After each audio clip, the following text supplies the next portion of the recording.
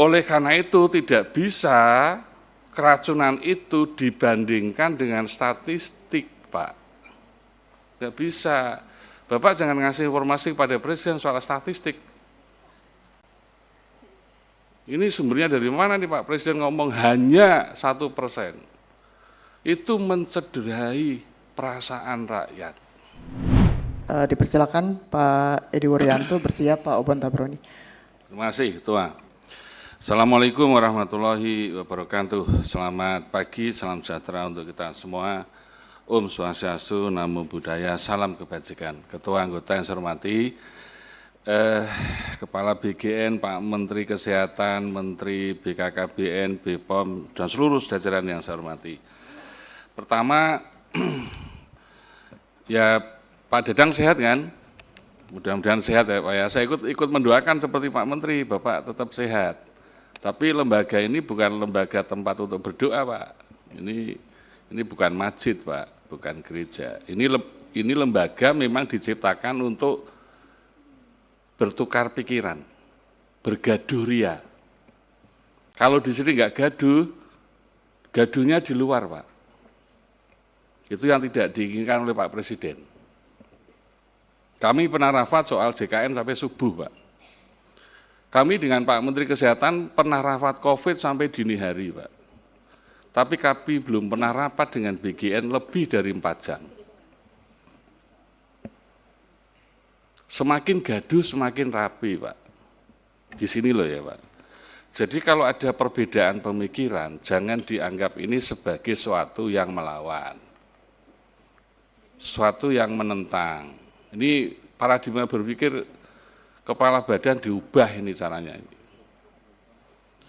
Semakin kita banyak perbedaan, semakin kaya Bapak mengambil keputusan dan semakin menyelamatkan banyak orang. Ini soal kesehatan. Ini saya nomor 1 dulu, agar kita sama. Begitu Bu Wakil Kepala Badan. Jadi harus paham semua ini, karena ini tugas kami memang menggonggong. Parlemen itu kan bicara Pak.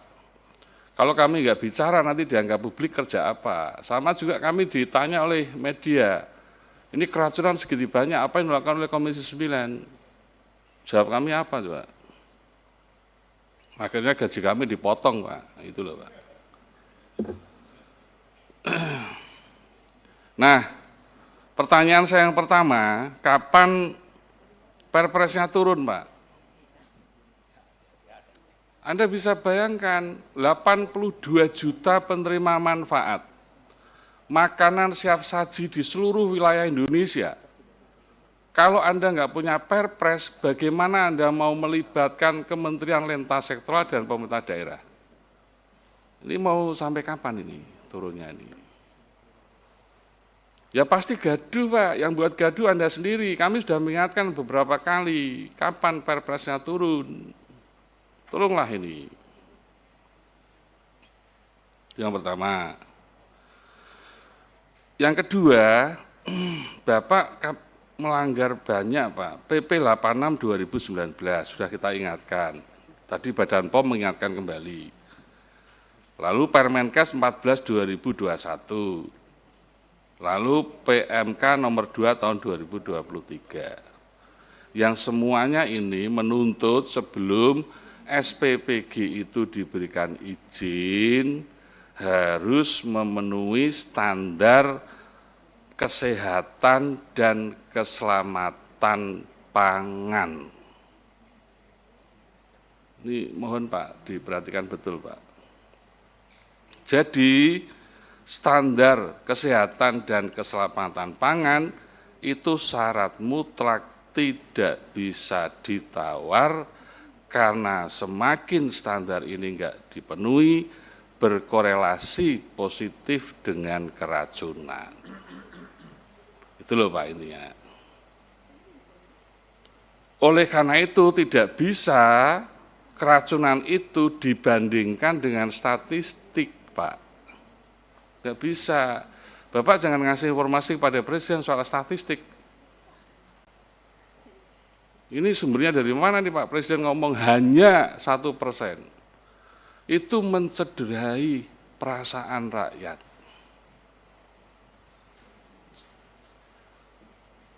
Ini tidak boleh, Pak. Keselamatan rakyat itu zero, Pak. Seperti kepala BPOM tadi. Sama juga dengan FAO. Jadi kalau bukan pangan jika tidak aman. Bukan pangan kalau tidak aman. Dan saya meyakini fenomena keracunan ini seperti fenomena gunung es. Banyak yang dilaporkan. Dilaporkan kalau sudah sampai rumah sakit atau puskesmas. Jadi Pak, soal ini Pak harus dibangun komunikasi yang empati, yang baik dengan masyarakat. BGN belajar dari situ. Ini saran moral aja Pak ini Pak. Tugas kami ini hanya mengingatkan Pak. Sehingga kalau bicara standar kesehatan selatan pangan, satu, sertifikasi layak higienis sanitasi. Yang ngomong siapa? KSP sendiri loh Pak, bukan kami di Komisi 9, baru 36 dari 8.000 yang punya SLHS. Kami ini enggak ngomong loh, jangan dituduh. Jadi istana sendiri itu yang mengatakan.